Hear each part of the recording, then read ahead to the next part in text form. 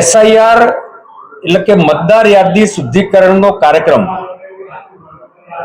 આઝાદી પછી જુદા જુદા સમયે દેશમાં અનેક વખતે થયો છે।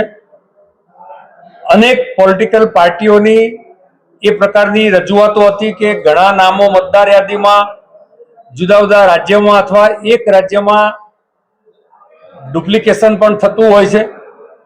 ઘણી વખત મૃત્યુ પામેલા મતદારોના નામ પણ કેન્સલ ન થયા હોય, ઘણી વખત શિફ્ટેડ મતદારોના નામ કેન્સલ કરવાના રહી ગયા હોય, આવી ક્યારેક ક્યારેક ત્રુટિઓ સમયાંતરે થતી હોય છે।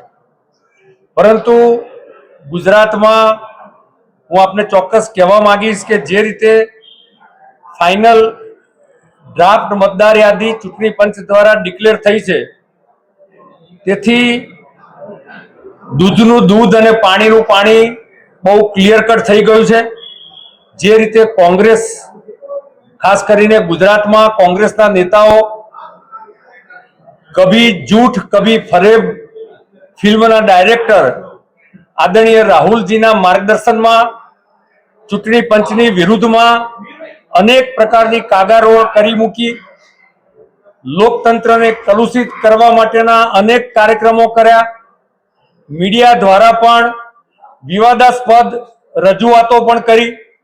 તેમ છતાં પણ આજે ગુજરાતમાં મતદાર યાદી શુદ્ધિકરણ પછી પણ જે કેન્સલ મતદારની જે સંખ્યા છે ખૂબ નજીવી સંખ્યા છે અને ચૂંટણી પંચે પણ જે જાહેરાત કરી એ પ્રમાણે હજુ પણ જ્યારે 1 જાન્યુઆરી 2026 જેના 18 વર્ષ પૂર્ણ થયા છે તેવા મતદારો પણ ફોર્મ નંબર 6 ભરી શકશે।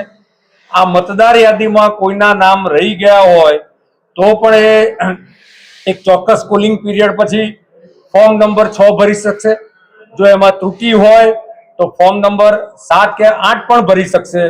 મને લાગે છે કે જે રીતે ચૂંટણી આયોગ આખા દેશમાં ટ્રાન્સપરન્ટલી કામગીરી કરી રહી છે, એની સામે કોંગ્રેસની પરંપરા પ્રમાણે એ કર્ણાટક હોય કે બિહાર હોય કે બંગાળ હોય, વિપક્ષની લોકતાંત્રિક વાતાવરણને કલુષિત કરવાની આ જે પરંપરા અને જે પ્રયત્ન હતો એને ચૂંટણી પંચના આજના ડિક્લેર થયેલા આંકડાના આધારે બહુ ક્લિયર કટ સંદેશ આપ્યો છે કે ચૂંટણી પંચ એ નિષ્પક્ષતાથી કામ કરેલી સંસ્થા છે। Thank you.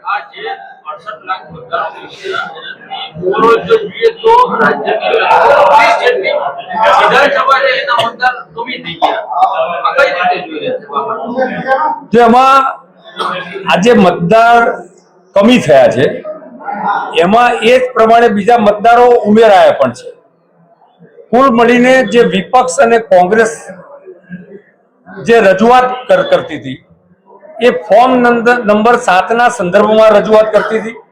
ત્યારે પણ મેં આપના મીડિયાના માધ્યમથી અનેક વખત કહ્યું છે કે ફોર્મ નંબર 7 કોઈ પણ વ્યક્તિ જે તે વિધાનસભા વિસ્તારમાં રહેતો ભરી શકે છે, ગમે તેટલા ભરી શકે છે। આ નિયમોને આધારિત થતી પ્રક્રિયા છે, પરંતુ ચૂંટણી પંચના બીએલઓ એ ફોર્મ નંબર 7નું એપ્લિકેશનનું સૌપ્રથમ વેરિફિકેશન કરે છે। જરૂરી ડોક્યુમેન્ટ છે કે નહીં, જો ન હોય, જરૂરી ફોર્મ યોગ્ય રીતે ભરાયેલું ન હોય તો એ ફોર્મ પણ કેન્સલ થાય છે। ત્યારબાદ સ્થળ વેરિફિકેશન પણ થાય છે અને કમ્પ્લીટ ટ્રાન્સપરન્ટલી નિષ્પક્ષતાથી આ કામ થાય છે।